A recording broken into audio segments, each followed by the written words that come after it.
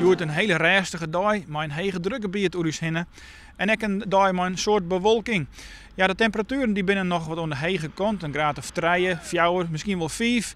Maar die temperatuur die gaat naar beneden. We beginnen even met joen en vannacht. Joen en vannacht rustig waren. Zwakke tot matige wind uit het westen naar het zuidwesten.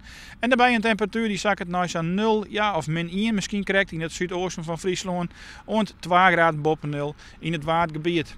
Het blijft nog droog, misschien aan het eind van de nacht in de middagtijd al een spatje rein in het noordesten. Morgen hebben we wat meer bewolking en ook wat delslag. Er kan wat rein vallen of een stoorrein en misschien is er ook wel sprake van wat wierte sneeuw. Temperaturen die komen maximaal te lezen onder bij de 4 of 5 graden en daarbij hebben we een matige wind uit het noorden en het noordoosten. Ja, dan ben je wel wat daar aan het fruitje voor de komende dagen. Dat front van morgen is de scheiding tussen de zachtere lucht waar we ons nu in bevinden en de wat koudere lucht. En dat zien we dan ook onder de temperaturen.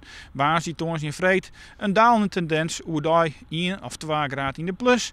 En in de nachten krijgen we lichte onmatige frost en dat betekent een minimumtemperatuur van -3 en -5. Het waarbeeld, daar maakt niks aan. Het blijft hartstikke mooi waar, droeg waar en zinneskin waar.